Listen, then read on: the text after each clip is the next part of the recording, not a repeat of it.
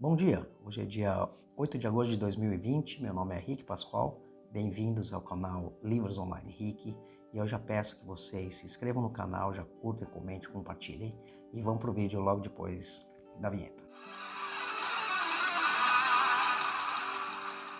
Então, para o vídeo de hoje vai ser a continuação do O Tempo e o Vento, de Érico Veríssimo, o retrato. Lembrando que isso aqui foi uma indicação de uma inscrita aqui no canal, então eu agradeço de novo a Gisele Kézia pela grande indicação do livro. O Tempo e o Vento é uma sequência fantástica de se ler, então muito obrigado de novo. O Érico Veríssimo, ele escreve de uma forma simplesmente primorosa, sabe? Ele não enche linguiça, tudo que é colocado ali tem algum sentido no enredo, então é uma leitura muitas vezes triste, você se sente até com vontade de chorar, muitas vezes é muito divertido, ele tem um humor peculiar, quer dizer, é uma coisa simplesmente fantástica de se ler. Quem leu Érico Veríssimo sabe do que eu estou falando, então essa recomendação de O Tempo e o Vento é um clássico, é algo que simplesmente vale muito a pena ler, e o retrato é o segundo volume, depois eu vou ler a finalização, que ainda tem mais um terceiro. O personagem principal agora é o neto do Rodrigo Cambará, que é o Rodrigo Terra Cambará. As guerras que existiam antes já realmente ficaram no passado. O que vai ter realmente nesse livro são as guerras da Primeira Guerra Mundial, e um pouquinho já no final do livro a parte da Segunda Guerra Mundial, mas não que eles tenham participado diretamente nisso, Então a família Terra Cambará nesse sentido ficou separada disso daí. Teve as revoluções, teve muitas coisas que aconteceram no Brasil, principalmente no início da nossa república, que é contada no livro, mas o neto do Rodrigo Cambará, o Rodrigo Terra Cambará, é o personagem principal, e essa parte realmente ficou já no passado.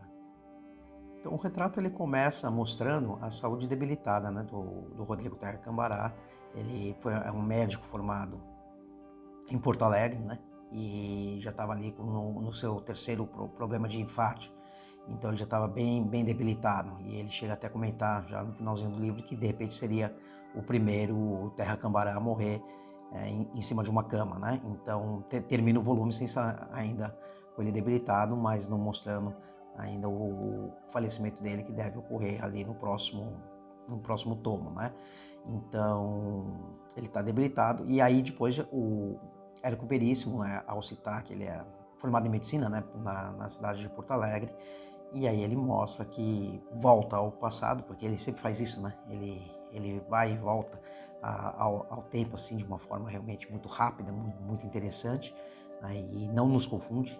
E então ele já cita que ele era médico e já volta quando ele tinha 24 anos de idade, quando estava indo de trem, chegando ali na cidade de Santa Fé. Porém, um pouquinho antes disso, mostra o seu neto, o Eduardo Cambará, e ele voa de avião, então ele passa assim, em cima da fazenda ali do avô dele, e joga um bilhete ali pro avô dele, que não gosta dessas minhocas, etc, fica bem bravo com o neto, dizendo que o avô estava doente, para que ele fosse fazer uma visita ali no sobrado. E claro que todo mundo na cidade fica sabendo, do problema de saúde ali do Rodrigo Cambará, o Rodrigo Terra Cambará, e tem sempre aqueles fofoqueiros, de plantão. Tem um deles que é o seu Cuca, ele fica sondando ali o sobrado para saber qual é o estado de saúde, saber se realmente ele estava perto de morrer ou não. Essas coisas mais de cidade pequena, quem é do interior sabe que infelizmente essas coisas acontecem bastante. Eu sou aqui de Boa Vista, infelizmente aqui não é tão pequeno assim, mas toda a cidade tem essa parte dessa fofoca, Então o autor ele remete quando o Rodrigo Cambará ele tinha acabado de se formar como médico, em medicina ali na cidade de Porto Alegre, está voltando de trem para a cidade de Santa Fé, e quando o trem, antes de adentrar a cidade, na colina ali tem um cemitério, e já remete a uma lembrança mais ainda no passado, quando ele era um pequeno, junto com o irmão dele, o Bill, o Toríbio, e era uma coisa que o Toríbio tinha feito com ele, que eles gostavam de ler à noite, A tia deles, a Maria Valéria, ele passava sempre à noite, assim, no sobrado, a última a dormir, para ver se estava todas as luzes de acetileno, apagadas, entendeu? E as portas trancadas, tudo, as janelas fechadas, para antes de se recolher e entrou no quarto dos meninos e falou: agora chega, vocês vão dormir, um monte de coisa. E eles não dormiram, o Toribio estava lendo um romance, e aí ela voltou lá e pegou as velas, né, dele, né, e ele ficou bravo, ele queria terminar o livro, então ele teve a fantástica ideia de, mais ou menos, sei lá, 1 da madrugada, meia-noite, 1 da madrugada, sair com o irmão para ir no cemitério para roubar a vela ali dos defuntos, entendeu? Para ele poder terminar de fazer a sua leitura. Quer dizer, o Toribio sempre foi assim muito mais corajoso, avançado, essas coisas, né? O homem da terra, vamos dizer dessa forma, né? Enquanto o Rodrigo Terra Camará sempre foi uma pessoa mais da cidade, das tecnologias, né? Então também isso remete, né, às pessoas do campo, às pessoas da cidade, né? Então os personagens, eles estão sempre linkados a alguma coisa a mais do que simplesmente as pessoas, né? E isso, como eu disse, tanto no primeiro vídeo, né, quando estava o continente, como nesse daqui, o Érico Veríssimo, ele faz essas analogias, né, esses links assim de uma forma realmente muito primorosa, sabe? Então nunca um personagem é simplesmente um personagem, né? Um personagem, ele representa às vezes o interior, um Angico, né? E o outro personagem não é simplesmente o Rodrigo Camará, mas sim as cidades, entendeu? As tecnologias e por aí vai, e esses conflitos que existem entre um e outro. Então, antes de ele chegar na cidade, ele vê esse cemitério e já se remete a essa época. E ele vai sempre fazendo isso, né? Então, em uma época tá aqui o Rodrigo Terra Cambará já idoso, velho, doente, depois ele se remete quando era um jovem médico, né, recém-formado, depois ele vai mais para o passado quando ele era novo, e depois às vezes vai mais ainda no passado e fala do avô, do bisavô, da Bibiana e por aí vai, sabe? Então, essas passagens, né, que vai de um para o outro é muito legal mesmo. E aí, finalmente, ele chega então na estação de trem, né, e aí é recebido pelo seu pai, pelo seu irmão, né, o Licurgo, e pelo Toribio, e como diversas pessoas da cidade. Como eu falei, o Rodrigo Terra Camará, ele era filho de um aristocrata, né, então ele tinha bastante influência ali dentro da cidade, dentro das pessoas, né, de Santa Fé, e teve gente que foi até com banda e tudo, né, algo que o pai dele já não gostava muito, mas é o que fizeram para recepcioná-lo, né, principalmente como médico naquela época, reforçando, né, você ter um título de doutor não era coisa pouca, era uma coisa realmente para pouquíssimos, isso hoje em dia já é para pouco, naquela época, 100 anos atrás, era para muito menos mesmo, e é recebido com banda, etc, e depois daquele festejo que abraça todo mundo, etc, vai levado para o sobrado, né? Então havia já uns 6, 7 anos que o Rodrigo não pisava no sobrado, e vem todas aquelas lembranças também que ele vai contando, né? Então ele já volta mais para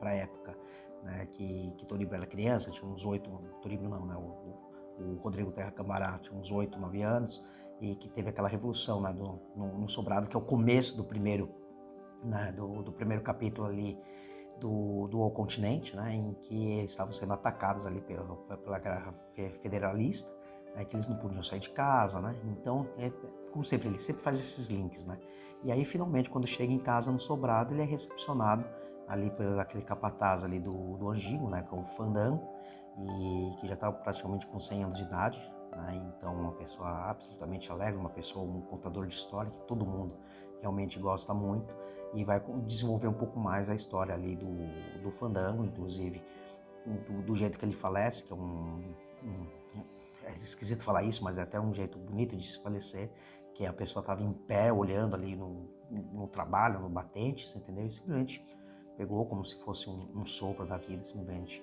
tombou para frente, e dessa forma que ele faleceu, sem nenhum tipo de aviso, sem simplesmente nada. Simplesmente estava ali trabalhando, olhando, fazendo as coisas numa cerca e pronto, né? Então, que é uma história muito bonita ali do Fandango, né? Que quem leu o primeiro e o segundo tomos, ele representa também ali, né, a pujança também de Santa Fé, né, e o que representa ali o Brasil naquela época, quer dizer, uma história muito bonita. E agora, para finalizar o vídeo, eu vou ler um pequeno trecho aqui que eu encontrei assim aleatório aqui do livro, para vocês terem uma noção de como que é a escrita, a forma que ele escreve, uma forma, como é bonito, né, a forma que ele escreve. Então vamos lá citar. Não havia melhor companheiro que ele para um bom chimarrão ao pé do fogo. Quando o Fandango começava a contar seus causos, a falar nas gentes que conhecera, carreteiros, tropeiros, estancieiros, trovadores, cacheiros viajantes, violeiros, gaiteiros, bandidos, gringos, castelhanos, baianos, correntinos, doutores, generais, contrabandistas. Quando gabava as muitas muchachas com que dormira ou tivera vontade de dormir, ou narrava as peças que pregara ao próximo, as aventuras e lambanças em que andara metido, ninguém tinha sono. Todos ficavam escutando, encantados, de pico calado, enquanto o chimarrão corria à roda, a água chiava na chaleira, pendente da trempe, e de quando em quando alguém avivava o fogo. E num minuto em que Fandango silenciava, havia sempre quem pedisse: conta outra. E ele contava. Era o último a ir para a cama e o primeiro a levantar no dia seguinte. Essa aqui está lá, o retrato na página 98. Então você percebe, né? Quer dizer, é realmente a vida daquele tropeiro do interior, né? Sempre acorda. Algumas pessoas, né? Sempre têm a vontade do trabalho, né? Vai dormir tarde, mas o primeiro a acordar.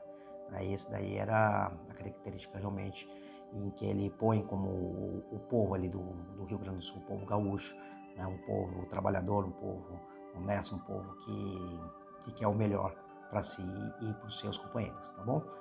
Então, tá aí, eu espero que vocês tenham gostado aí do vídeo. Fiquei um tempo sem fazer, eu tive aqui um probleminha aqui no olho, ainda tá meio vermelhinho, sabe?